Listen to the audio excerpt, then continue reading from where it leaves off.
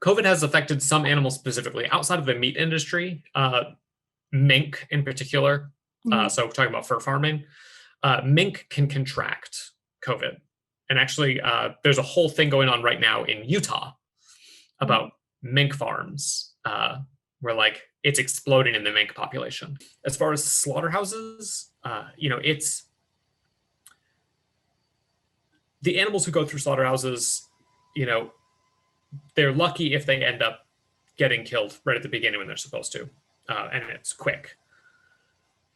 Throw some sort of wrench into the human system there, and that becomes less certain. When you're dealing with people who are sick, and again, we're talking about the environmental racism here. We're talking about the human abuses of often undocumented people, poor people, people of color, who can't necessarily call out sick. So you never see a slaughterhouse in an area like Bel Air, right? Like, it's not there. It's in small, largely Hispanic, largely Black communities on the outskirts of cities. And so, that's a term that we dub environmental racism. It's polluting the groundwater, the air, topsoil degradation of these areas where it's largely non-white people, and or poor people.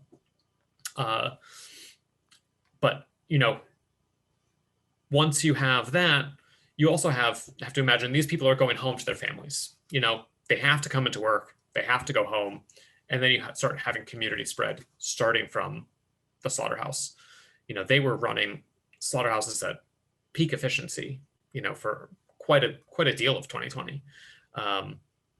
There was no major slowdown. There weren't fewer animals slaughtered. So you have either people working faster, or you have people going in and working their normal way, which obviously, we saw, especially in places like South Dakota, massive explosions in COVID. Yeah.